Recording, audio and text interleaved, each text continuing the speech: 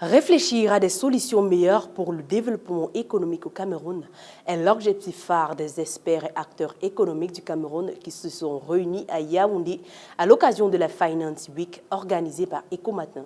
Mesdames, Messieurs, pour cette édition de votre émission Décryptage, focus sur les missions du SEDEC dans le développement économique du Cameroun avec M. Richard Evina Obama, directeur général à la Caisse des dépôts et consignations. Monsieur le directeur, bienvenue sur Africa 24. Vous avez pris part à la deuxième édition de la Finance Week organisée par Ecomatin. Quel est l'objectif de votre participation à cet événement? La participation à cet événement constitue un enjeu important pour nous dans la mesure où nous faisons partie des acteurs du système financier et les différents thèmes développés rentrent dans la perspective de l'opérationnalisation de notre institution qui devra jouer un rôle important dans le financement de l'économie, d'abord en tant qu'émetteur, mais aussi en tant qu'investisseur dans les différents compartiments du marché des capitaux, marché monétaire et marché financier.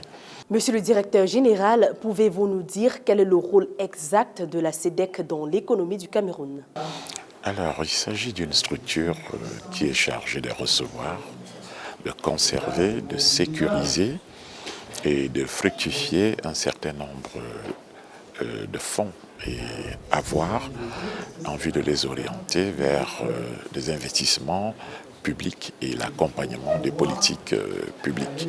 Avec l'acquisition en 2023 du logiciel Sopra Banking, la SEDEC a effectué un pas décisif vers le lancement effectif de ses opérations financières, ce qui a notamment permis de statuer sur le plan stratégique 2023-2025, d'adopter le budget de l'entreprise et d'organiser le fonctionnement du comité de surveillance. À ce jour, monsieur le directeur, quels sont les projets déjà implémentés? Alors, nous sommes encore à la phase de mobilisation des ressources. Nous ne sommes pas encore à la phase effective d'investissement. Il nous faut avoir des ressources et ce sont ces ressources-là qui vont orienter nos choix d'investissement en fonction des orientations définies par le gouvernement. Mais nous sommes confrontés à des sérieux obstacles pour la mobilisation de nos ressources actuellement.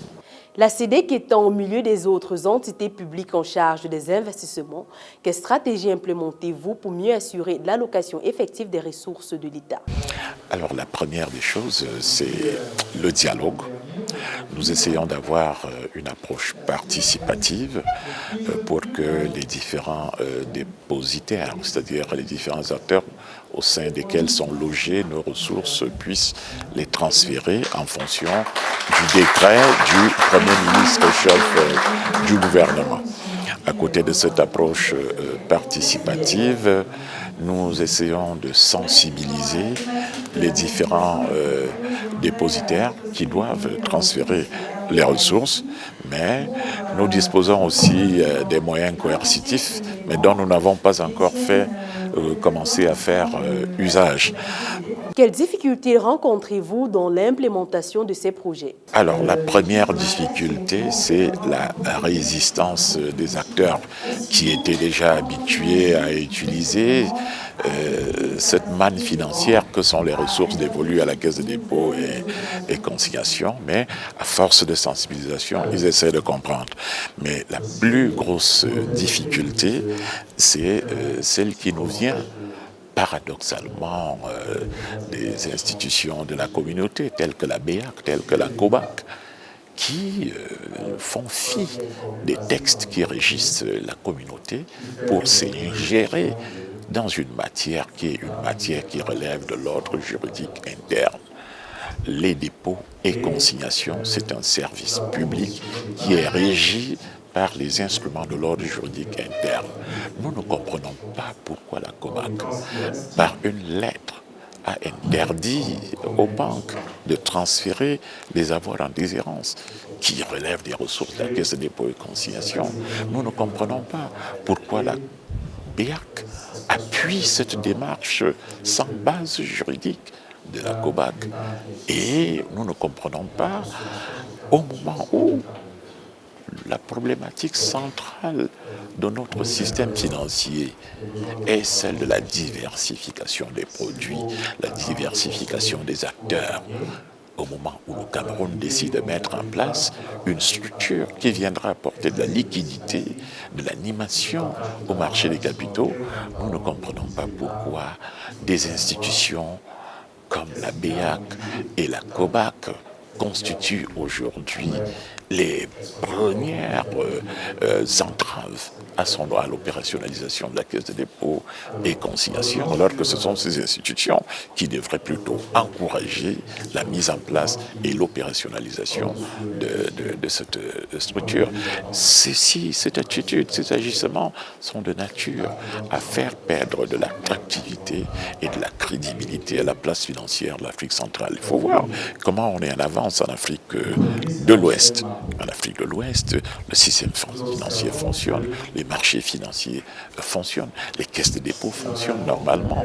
Les caisses de dépôt ont été mises hors de la réglementation bancaire, alors qu'en Afrique centrale, je vous assure, c'est comme une malédiction. On veut plutôt les intégrer dans la réglementation bancaire, ce qui n'est pas du tout rationnel. De votre point de vue, que manque-t-il à l'Afrique centrale pour rattraper ses voisins de l'Est et de l'Ouest en matière d'inclusion financière? Il y a d'abord un problème de volonté politique, de transparence, de croyance aux exigences de la conformité, la bonne gouvernance aussi. Il faut être un féru, il faut croire en la bonne gouvernance, il faut croire en l'application des textes. Et pour pouvoir susciter l'adhésion des acteurs, parce que la construction communautaire est d'abord une question de volonté des États à transférer des compétences, à transférer des éléments de souveraineté pour aller vers un but d'intérêt collectif. Mais ceci nécessite une bonne conduite du changement.